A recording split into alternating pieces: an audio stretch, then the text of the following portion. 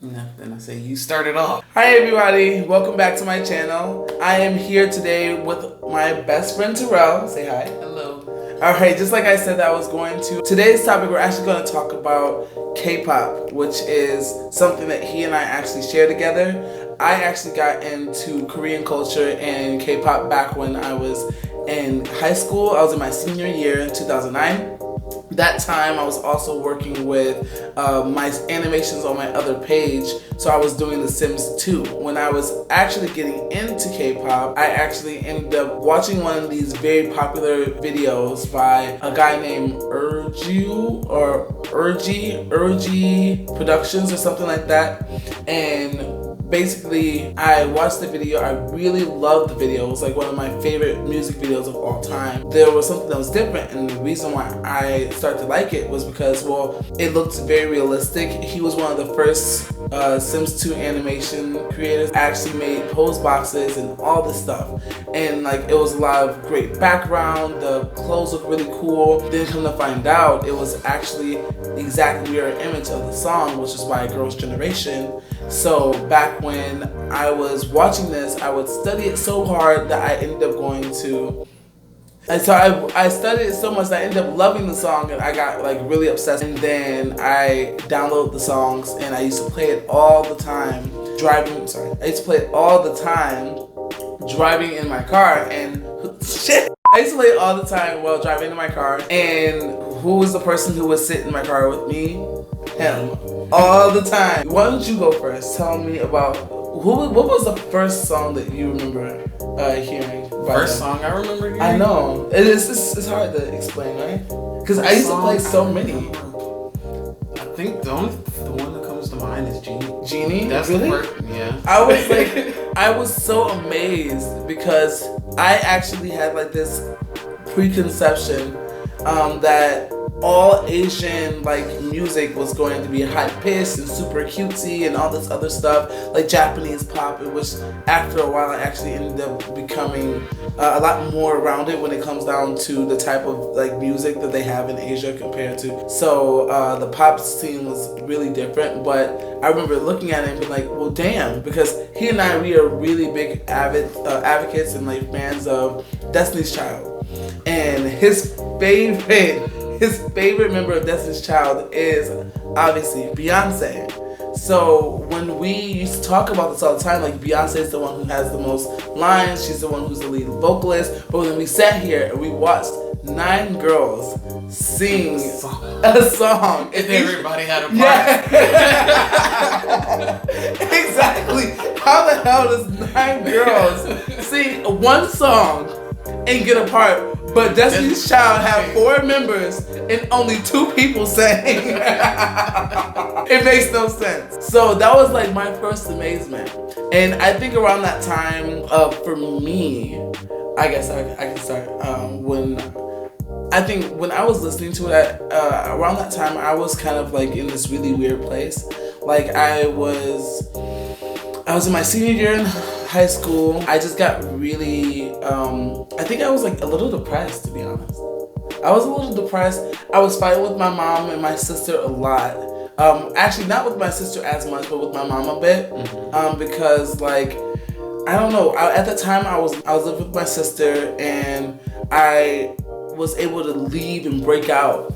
And it was my first time ever learning anything about Asian culture. Like my best friend, my other friend Eric, he and I became really close. He had actually left the school 2 years before, and I started hanging out with him. And he taught me a lot about Asian culture and things like that, and you know, taking your shoes off at the door. And then like, you know, we used to watch Korean pop videos together, and then I got him into it, and he really liked it. But then it was like Eric liked Korean pop like as a whole. He didn't really have too many groups that he loved. My bias was like Girls' Generation, and then from Girls' Generation I moved on to Super Junior, and from Super Junior I saw flashes of like 2NE1 and things like that. But I think at this time my mindset was like, you know, I would listen to it because I was tired of a lot of American music. I felt like everything was literally talking about the same thing, about love and sex and like I felt like rap wasn't talking about anything that was really meaningful, and I just kind of wanted to seclude myself. Yeah. I just wanted to seclude myself from all that shit. So I just started listening to nothing but Lady Gaga,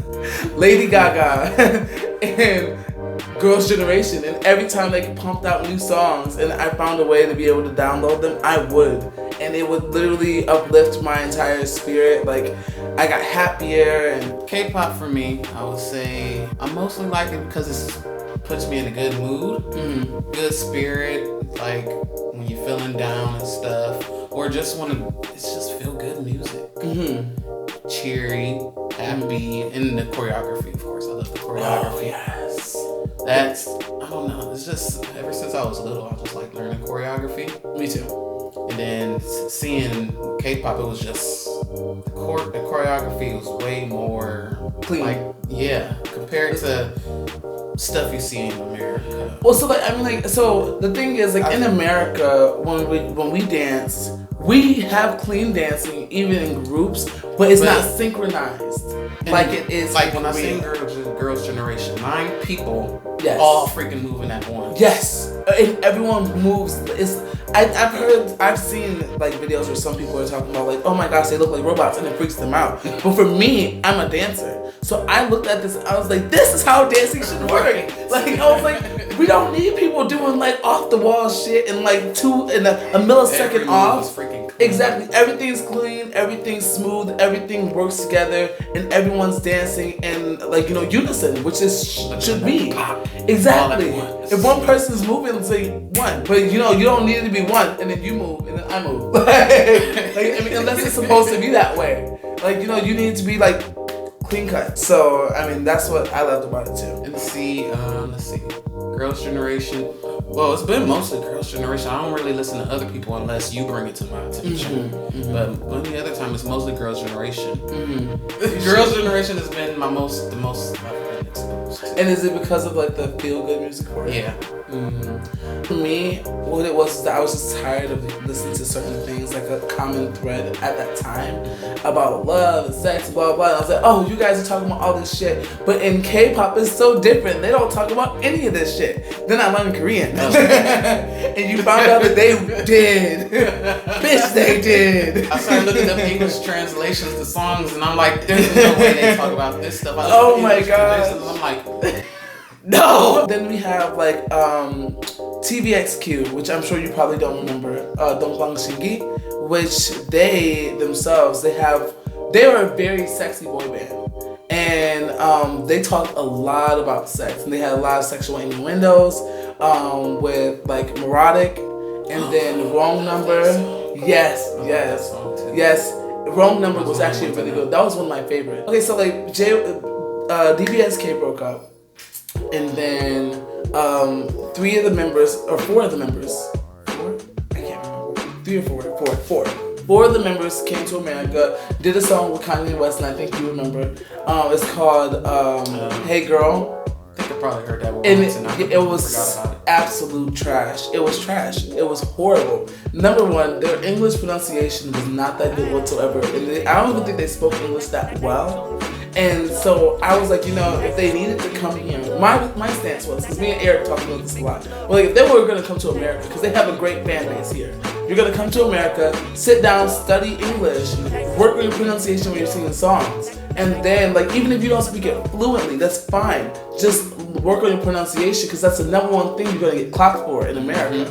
If you're trying to branch off into the pop industry, I just kind of felt like they came to America. They had no idea what they were doing. They just had some connects with some big stars like Kanye West.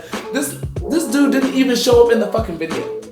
Like, that's how bad it was. Then their entire, like, their outfits, it was so K-pop. And it was like, you guys are going to literally be roasted like a freaking pig if you come to America and go on stage about that. Because at that time, there was so much, there wasn't so much diversity when it comes to femininity and masculinity. Like way back in like the 80s, a lot of androgynous guys had that going on. Like Prince was one of them, George Michael, all these other people who would, kind of mix and blur the gender guidelines. But then like when they came, it was too much. I felt like when them coming over here and trying to debut was like really poorly done. Yeah. And they didn't do much research, and it could have been a lot better. Another person who also debuted, and I know you probably don't know who this is, was Boa. Boa debuted in America. She's actually like a legend in Korea because she also has Korean and Japanese songs. She speaks both languages. She also speaks English fluently. She had amazing songs, and it was just a complete shock and really a shame that she didn't get bigger, that she didn't here, because she was and still is amazingly talented. She's been, I think, in the industry since she was like 15.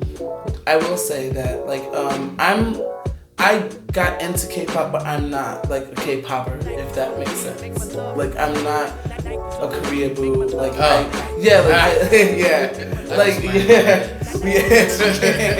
So like I mean, I got into Korean pop, and I started from like, cause I'm just a music person. I love music, and I follow music in a very specific strategy.